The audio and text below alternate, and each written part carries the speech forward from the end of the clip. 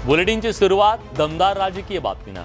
India आघाडीची मुंबईत 2 दिवसाची महत्त्वाची बैठक पार पडते आहे। देशभरातील 28 विरोधी पक्षांचे प्रमुख नेते या बैठकीसाठी मुंबईत दाखल झालेत। असं असताना केंद्र सरकारने घेतलेल्या एका निर्णयामुळे देशात डिसेंबरमध्येच निवडणुका होण्याची दाट शक्यता आहे। केंद्र सरकारनं 18 ते 22 सप्टेंबरला संसदेचं विशेष अधिवेशन बोलवलंय। या 5 दिवसांच्या विशेष अधिवेशनात 6 विधेयकं मांडली जाणार असल्याची माहिती मिळते। केंद्र सरकार या विशेष अधिवेशनात एक देश एक निवडणूक या संदर्भातलं विधेयक मांडणार असल्याची जोरदार चर्चा आहे। तसंच समान नागरी कायद्याबाबतचं विधेयक सुद्धा येणार असल्याचं बोललं जात आहे। आता बोलण्याची गरज नव्हती, गणपतीमध्ये निवडणूक करून घ्यायची आहे। मला वाटतं की इंडियाची दहशत यांनी धसका, त्याला म्हणू दहशत नाही, धसका यांनी घेतलेला आहे। गणेश चतुर्थी खास करके महाराष्ट्र के लिए वो एक बहुत इम्पोर्टेंट हिंदू फेस्टिवल है। तो ये जो हिंदू विरोधी काम हो रहा है, हिंदू सेंटिमेंट्स को दरकिनार करके ये काम हो रहा है, हम जानना चाहते हैं ये क्यों हो रहा है। देशात पंतप्रधान नरेंद्र मोदी यांची 2014 मध्ये सत्ता आल्यानंतर एक देश एक निवडणूक याबाबतची चर्चा समोर आली। एक देश एक निवडणुकीसाठी भाजप आग्रही आहे। आता विशेष अधिवेशनात याबाबत विधेयक येणार असल्याचं बोललं जात आहे। इंडिया आघाडीची मुंबईत 2 दिवसीय महत्त्वाची बैठक पार पडते। देशभरातील 28 विरोधी पक्षांचे नेते या बैठकीसाठी मुंबईत पोहोचलेत। असं असताना केंद्र सरकारने घेतलेल्या एका निर्णयामुळे देशात डिसेंबरमध्ये निवडणुका होण्याची शक्यता आहे। एक देश एक निवडणुकीबद्दल आजच्या या बैठकीत चर्चा झाल्याचं कळतंय। इंडिया आघाडीचे नेते उद्या या संदर्भातली आपली भूमिका मांडणार आहेत।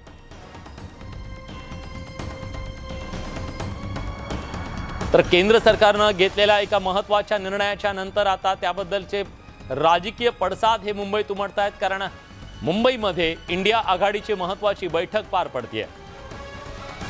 इंडिया आघाडीची मुंबईतली पहिली बैठक पार पडली आणि या बैठकीमध्ये एक देश एक निवडणूक विधेयकावर चर्चा झाल्याचं कळतंय। यावर इंडिया आघाडीचे नेते उद्या पत्रकार परिषद घेऊन आपली भूमिका स्पष्ट करणार आहेत।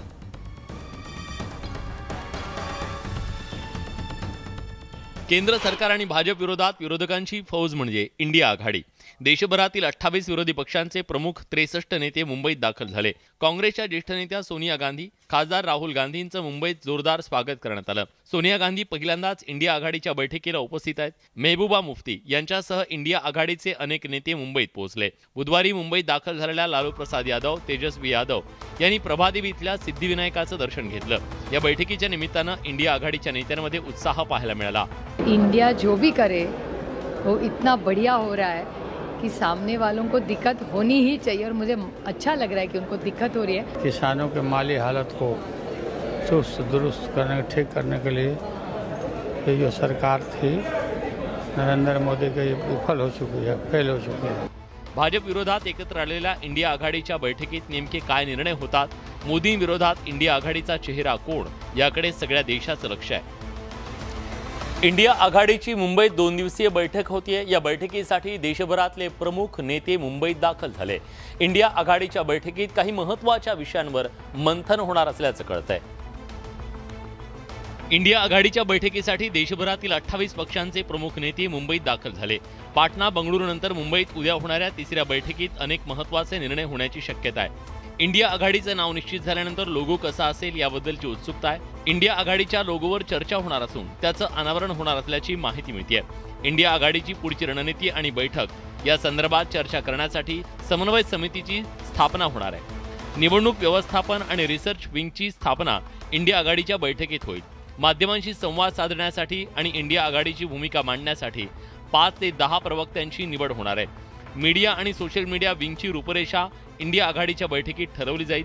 किमान समान कार्यक्रम आणि राष्ट्रीय अजेंड्यावर इंडिया आघाडीच्या बैठकीत चर्चा होईल। तसंच इंडिया आघाडीकडून एकत्र निवडणूक प्रचार पद्धतीचं नियोजन करण्यात येईल। मुंबईतील इंडिया आघाडीच्या बैठकीमुळे राजकीय वातावरण ढवळून निघाले। एकीकडे सर्व भाजप विरोधकांना एकत्र आणण्याचा प्रयत्न केला जातोय, तर दुसरीकडे इंडिया आघाडीच्या संयोजकपदी कुणाची वर्णी लागणार याविषयी तर्कवितर्क लढवले जात आहेत। इंडिया आघाडीसाठी नेत्यांना एका छताखाली आणण्याचा प्रयत्न करणाऱ्या बिहारचे मुख्यमंत्री नितीश कुमार यांचं नाव संयोजक पदासाठी आघाडीवर होतं। मात्र नितीश कुमार यांनी संयोजक बनण्यास नकार दिलाय। तसंच संयोजक पदाची जबाबदारी काँग्रेसने घ्यावी असा सल्लाही दिलाय। नितीश कुमार यांच्या नकारानंतर संयोजक पदासाठी शरद पवार, उद्धव ठाकरे, ममता बॅनर्जी आणि अरविंद केजरीवाल यांच्या नावाची चर्चा आहे। यात पवार आणि ठाकरेंचं नाव आघाडीवर असल्याचं कळतंय।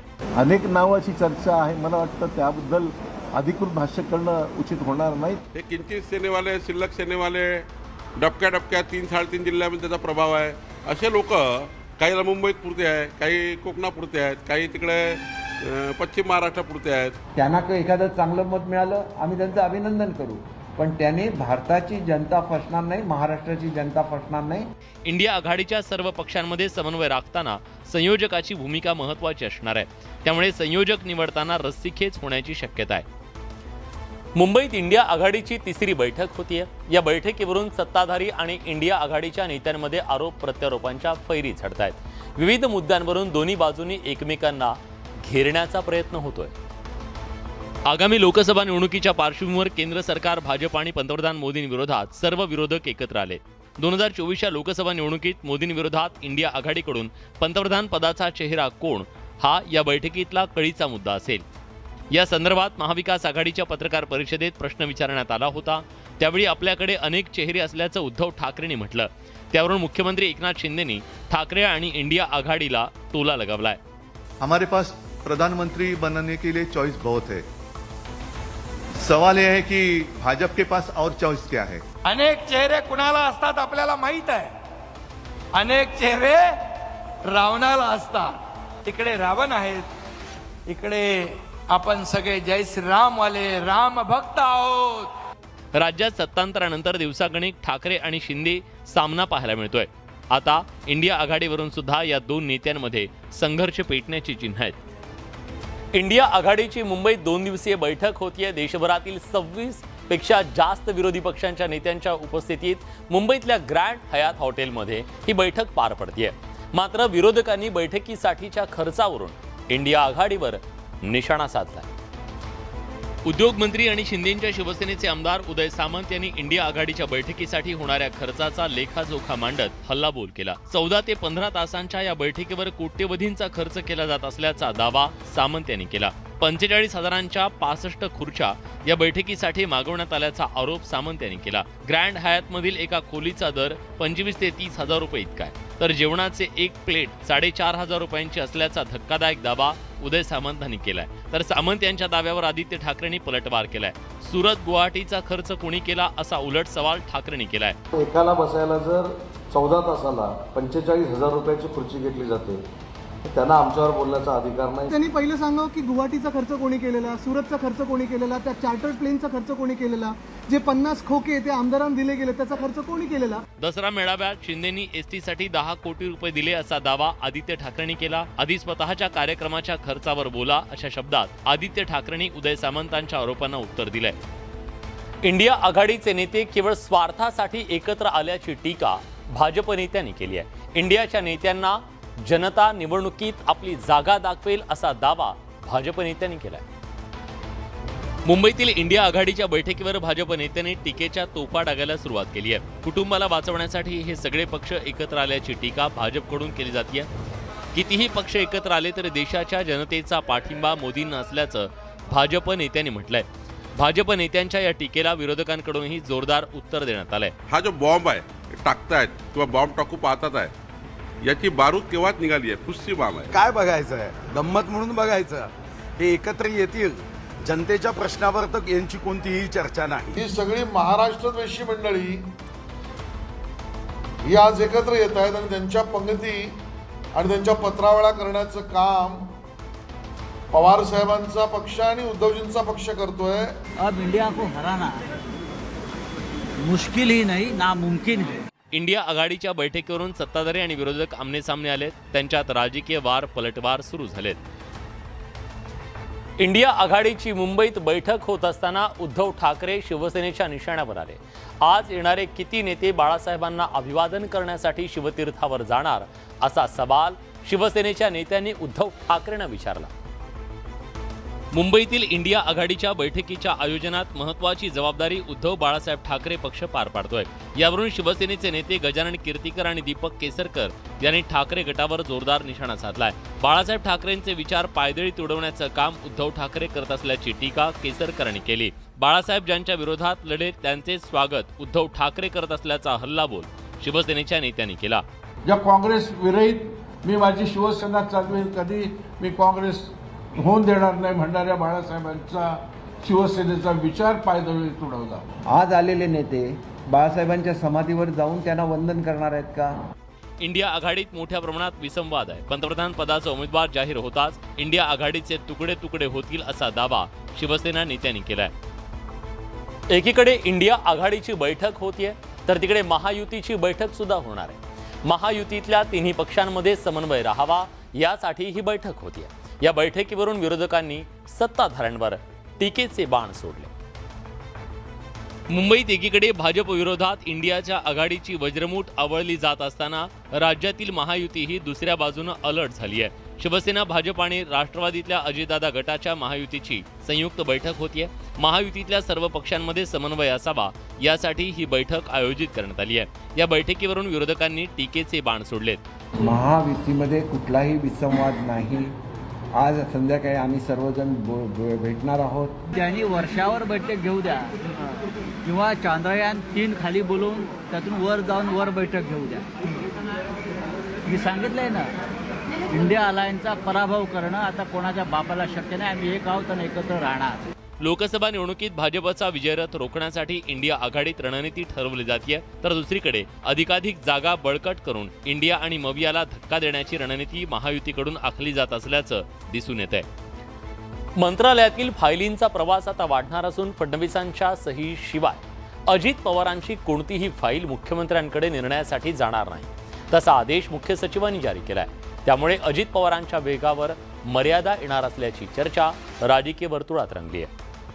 उपमुख्यमंत्री म्हणून शिंदे फडणवीस सरकारमध्ये सहभागी झाल्यानंतर अजित पवारांनी आपल्या कार्यशैलीप्रमाणे कामाचा धडाका लावला। मात्र शिंदे सरकारमध्ये अजित पवारांचं वन मॅन शो चालणार नसल्याचं स्पष्ट झालंय। अर्थमंत्री म्हणून अजित पवारांनी घेतलेल्या निर्णयाची प्रत्येक फाईल उपमुख्यमंत्री देवेंद्र फडणवीसांकडे जाणार आहे। फडणवीसांनी सही केल्यानंतरच ती फाईल अंतिम निर्णयासाठी मुख्यमंत्री एकनाथ शिंदेंच्या टेबलावर जाईल, तसं पत्र मुख्य सचिवांनी जारी केलंय। त्यावरून विरोधकांनी सरकारवर निशाणा साधलाय। तीनही पक्षामध्ये विश्वास राहिलेला नाही, तो अविश्वासातून निर्माण झालेली ही परिस्थिती आहे। कुठलाही निर्णय घेण्याचा अधिकार हा मुख्यमंत्र्यांना असतो आणि तो अधिकार सर्वच लोक मान्य करत असतात, दादा सुद्धा मान्य करत असतात। देवेंद्रजींनी घेतलेले निर्णय अजितदादांना माहिती असले पाहिजे, अजितदादांनी घेतलेले निर्णय सरकारने सर्वांनाच एकामेकाला कळले पाहिजे। अजित पवारांनी सहकारी साखर कारखान्यांच्या कर्जासंदर्भात घेतलेला निर्णय शिंदे फडणवीसांनी फिरवला, त्यामुळे राजकीय वर्तुळात अनेक तर्कवितर्क लढवले जात आहेत।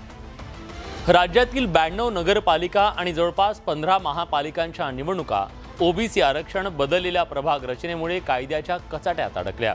या निवडणुकांचा मुद्दा सर्वोच्च न्यायालयात गेला। याबाबत ऑगस्ट 2022 मध्ये शेवटची सुनावणी झाली होती। ओबीसी आरक्षण आणि स्थानिक स्वराज्य संस्थांच्या निवडणुकीबाबत सर्वोच्च न्यायालयात उद्या सुनावणी होणार होती। मात्र न्यायालयाच्या कामकाजात या प्रकरणाचा समावेश करण्यात आला नाही। परिणामी वर्षभरापासून रखडलेली स्थानिक स्वराज्य संस्थांच्या निवडणुकीवरची सुनावणी पुन्हा पुढे ढकलली गेली आहे। आता ही सुनावणी 22 सप्टेंबरला होण्याची शक्यता आहे। दरम्यान या प्रकरणी होणाऱ्या सुनावणीला तारीख पे तारीख अशी स्थिती झाल्यानं राज्यातील 15 महापालिका 92 नगरपालिकांचं भवितव्य टांगणीला लागल्याचं बोललं जात आहे। ओबीसी आरक्षण सर्वोच्च न्यायालयात प्रलंबित असल्यानं राज्यातील महानगरपालिकांसह इतर स्थानिक स्वराज्य संस्थांच्या निवडणुकांचा कार्यक्रम अजून जाहीर होऊ शकलेला नाहीये। या प्रकरणाच्या सुनावणीला आतापर्यंत अनेकदा तारीख पे तारीख मिळत आली आहे। आता ओबीसी आरक्षणासंबंधी याचिकेवर शुक्रवारी होणारी सुनावणी पुढे ढकलल्यानं पुन्हा एकदा निराशाच पदरी पडली आहे। प्रो गोविंदांप्रमाणे मुंबईत प्रो गोविंदा स्पर्धांचं आयोजन करण्यात आलं। मुख्यमंत्री एकनाथ शिंदे यांच्यासह राज्य मंत्रिमंडळातील अनेक मंत्री यावेळी उपस्थित होते। विशेष म्हणजे यावेळी अभिनेता अभिषेक बच्चनची प्रमुख उपस्थिती होती। राज्यातील प्रसिद्ध गोविंदा या खेळाला प्रोत्साहन देण्यासाठी राज्य सरकारकडून पहिल्यांदाच प्रो गोविंदा स्पर्धांचं आयोजन करण्यात आलं। या स्पर्धेचा शुभारंभ मुख्यमंत्री एकनाथ शिंदे आणि अभिनेता अभिषेक बच्चन यांच्या उपस्थितीत करण्यात आला। मराठमोळे सण दणक्यात साजरे व्हावेत, त्याचा प्रसार व्हावा यासाठी सरकार प्रयत्नशील असल्याचं मुख्यमंत्र्यांनी म्हटलं। मग चला तुमच्या आग्रामुळे अभिषेक बच्चन हे प्रो गोविंदाचे ब्रँड अँबॅसेडर झाले. दहीहंडीच्या दिवशी सार्वजनिक सुट्टी जाहीर करण्याचे संकेत मुख्यमंत्र्यांनी दिले. मला वाटतं गोविंदाची सुट्टी पण आपण यावर्षी जाहीर केलेली आहे. गोविंदाला साहसी खेळाचा दर्जा देण्याचं काम सरकारनं केलं. यावर्षी 75,000 गोविंदांचा विमा सरकारनं काढल्याचं मुख्यमंत्र्यांनी म्हटलंय. एकूणच प्रो गोविंदा स्पर्धांचं आयोजन करून या खेळाच्या प्रसारासाठी राज्य सरकारनं प्रयत्न सुरू केल्याचं दिसून येत आहे. वरळीत प्रो गोविंदाचा थरार पाहायला मिळाला. गोविंदांनी मोठ्या उत्साहानं या स्पर्धेत सहभाग नोंदवला. या स्पर्धेतील विजेत्याला 11 लाखांचं बक्षीस दिलं जाणार आहे. राज्य सरकारकडून वरळीच्या डोममध्ये आयोजित पहिल्या प्रो गोविंदा स्पर्धेत गोविंदांचा सळसळता उत्साह पाहायला मिळाला. कमीत कमी वेळेत मानवी मनोरे रचण्याची स्पर्धा गोविंदांमध्ये पाहायला मिळाली. लवकरात लवकर आपल्या टीमचे मानवी मनोरे रचले जावेत यासाठी प्रत्येक संघाचा प्रयत्न सुरू होता. अनेक दिवस मनोरे रचण्याच्या केलेल्या सरावाची आज परीक्षा लागली. यावेळी या गोविंदा पथकांचा उत्साह वाढवण्यासाठी त्यांना पाठिंबा देणारे त्यांचे पाठीराखी सुद्धा कमी नव्हते. त्यांचाही उत्साह ओसंडून वाहत होता. या स्पर्धेत अव्वल येणाऱ्या गोविंदा पथकाला 11 लाखांचं, दुसरा क्रमांक पटकावणाऱ्या गोविंदाला 7 लाखांचं तर तिसऱ्या येणाऱ्या गोविंदा पथकाला 5 लाखांचं बक्षीस दिलं जाणार आहे. आता प्रो गोविंदा स्पर्धेचं पहिलं विजेतेपद कोणता मुंबईतला संघ पटकावतो हे पाहणं महत्त्वाचं आहे. मुंबईत सुरू असलेल्या मेट्रोच्या कामाचा फटका मंत्रालयाला सुद्धा बसला. ब्लास्टिंगमुळे उडालेल्या दगडांमुळे मंत्रालयात पार्क केलेल्या कारच्या काचा फुटल्या. त्याचप्रमाणे मंत्रालयातल्या कार्यालयाच्या सुद्धा काचा फुटल्या. दक्षिण मुंबईत सध्या कुलाबा तेसिप्स या भुयारी मेट्रोचं काम वेगानं सुरू आहे. मेट्रोच्या या कामासाठी जमिनीखाली ब्लास्टिंग केलं जात आहे. मंत्रालयाच्या बाजूला या मेट्रोचं काम सुरू आहे. या अंतर्गत अनेकदा ब्लास्टिंग केलं जातं. आज दुपारी या ब्लास्टिंगच्या वेळी दगड उडून ते मंत्रालय परिसरात पडले. यातील काही दगडांमुळे अनेक गाड्यांच्या काचा फुटल्या. तसंच सुधीर मुनगंटीवारांच्या मंत्रालयातील कार्यालयाची काच देखील फुटली आहे. सुदैवानं यात कोणीही जखमी झालेलं नाहीये. मात्र अचानक दगड उडाल्यानं काही काळ घबराटीचं वातावरण पसरलं. मेट्रोच्या या ब्लास्टिंगच्या कामाबद्दल रहिवाशांनी अनेकदा तक्रार केली होती. आता त्याचा फटका थेट मंत्रालयालाच बसल्यामुळं पुढील काळात हे काम सगळी ती काळजी घेऊन केलं जाईल अशी अपेक्षा आहे. गेल्या वर्षी झालेला अनियमित पाऊस, त्यात यावर्षी दिलेली पावसानं ओढ, या सगळ्याचा थेट परिणाम झालाय तो शेतमालाच्या उत्पादनावर. त्यामुळे सर्व खाद्यवस्तूंचे भाव वाढताना दिसत आहेत. डाळीनं तर रोज दराचा नवा उच्चांक गाठण्याची स्पर्धा सुरू केली आहे. लातूर कृषी उत्पन्न बाजार समितीत तुरीची अत्यल्प आवक आहे. मागील काही दिवसात सातत्यानं तुरीचे भाव वाढत आहेत. 12,000 रुपये क्विंटलनं तुरीची बाजारात खरेदी झाली. त्यानंतर त्यावर प्रक्रिया करून बाजारात ज्यावेळी तुरडाळ येते त्यावेळी त्याचे भाव वाढलेले दिसतात. गेल्या वर्षी पाऊस कमी असल्यामुळे तुरीचं पीक कमी होतं, त्याच्यामुळे भाव सध्या वाढलेले आहेत. तुरीला भाव 12,000 आहे. गेल्या वर्षी पाऊस जास्त झाल्यामुळे तूर गेली आहे. या वर्षी पाऊस नसल्यामुळे तुरीचं पीक जात आहे. किरकोळ बाजारात तुरडाळीचा भाव 175 रुपये किलो आहे. ऐन सणासुदीत तुरडाळ महाग झाली. 2 महिन्यांपूर्वी 100 रुपयांवर असलेली तुरडाळ 160 ते 175 रुपये किलोवर गेली आहे. हरभरा डाळ, उडीद डाळ, मसूर डाळ आणि मूग डाळींच्या दरात 2 महिन्यात सरासरी 20 ते 30 रुपयांची वाढ झाली आहे. डाळींच्या दरातील तेजी वर्षभर कायम राहण्याची शक्यता आहे. गेल्या वर्षी झालेलं कमी उत्पादन आणि जागतिक बाजारातील कडधान्यांच्या चढ्या दरानं देशांतर्गत बाजारात डाळींच्या दरात वाढ नोंदवण्यात आली आहे. भारताचं मिशन चंद्रयान 3 महत्त्वाच्या टप्प्यावर आहे. विक्रम लँडर आणि प्रज्ञान रोव्हरला चंद्रावर उतरून आठवड्याभरापेक्षा जास्त काळ झाला. चंद्रावरून दररोज नवनवीन अपडेट समोर येत आहेत. काल प्रज्ञान रोव्हरनं चंद्राच्या पृष्ठभागावर असलेल्या विक्रम लँडरचा फोटो काढला. आता विक्रम लँडरनं प्रज्ञानला आपल्या कॅमेऱ्यात कैद केले. प्रज्ञान रोव्हरची चंद्रावर भ्रमंती सुरू आहे. या दरम्यान विक्रम लँडरनं व्हिडिओ शूट केला. इस्रोनं हा व्हिडिओ ट्विट केलाय. प्रज्ञान रोव्हर चंद्रावर सेफ रूटच्या शोधात फिरतोय असं इस्रोनं ट्विटमध्ये म्हटलंय. प्रज्ञान रोव्हरचं हे फिरणं विक्रम लँडरनं आपल्या कॅमेऱ्यात कैद केलंय. चांदोमामाच्या अंगणात एखादं लहान मूल खेळतंय आणि आई हे सगळं प्रेमानं पाहतीये. तुम्हालाही असंच वाटतंय ना, असं कॅप्शन इस्रोनं या ट्विटला दिलंय. लँडर आणि रोव्हर दोघांकडून चंद्रावर मोठ्या प्रमाणात संशोधन सुरू आहे. लँडर आणि रोव्हरनं आतापर्यंत केलेल्या संशोधनातून महत्त्वाची माहिती समोर आली आहे. दक्षिण ध्रुवावर चंद्राच्या पृष्ठभागावर आणि जमिनीतल्या आत असलेल्या तापमानात बराच फरक दिसून आला. त्याशिवाय चंद्रावर सल्फर, ऑक्सिजन या महत्त्वाच्या घटकांचा शोध लागलाय. प्रसिद्ध उद्योगपती एलॉन मस्क यांनी सोशल मीडिया प्लॅटफॉर्म ट्विटरवर ची खरेदी केली तेव्हापासून अनेक बदल केले. काही दिवसांपूर्वी त्यांनी ट्विटरचं नाव बदलून एक्स केलं. त्यानंतर त्यात कंटेंट क्रिएटर्स आणि पत्रकारांसाठी कमाईचा पर्याय उपलब्ध करून दिला. आता एलॉन मस्क यांनी मोठी घोषणा केली आहे. लवकरच ट्विटरवर ऑडिओ आणि व्हिडिओ कॉलिंग फीचर येणार आहे. खुद्द मस्क यांनी याबद्दलची माहिती दिली आहे. ॲपल आयफोन आणि मॅकसह अँड्रॉइड स्मार्टफोन वापरणाऱ्यांना सुद्धा हे फीचर मिळणार आहे. महत्त्वाची बाब म्हणजे ऑडिओ किंवा व्हिडिओ कॉलिंगसाठी फोन नंबरची गरज नसेल. दरम्यान हे नवीन फीचर कधी सुरू होणार याची माहिती अजून मिळू शकलेली नाहीये. मात्र सध्या यावर काम सुरू असून लवकरच हे फीचर नवीन अपडेटमध्ये जोडलं जाईल असा तज्ज्ञांचा अंदाज आहे. हे फीचर आल्यानंतर ट्विटर मोठी क्रांती घडवेल असं बोललं जात आहे. कारण नंबरशिवाय कॉल करणारं एकही ॲप सध्या बाजारात उपलब्ध नाहीये. तर या होत्या दिवसभरातल्या सर्व महत्त्वाच्या बातम्या. दमदार 10 या बुलेटिनमध्ये आपण इथेच थांबतोय. ताज्या घडामोडींसाठी बघत रहा न्यूज 18 लोकमत.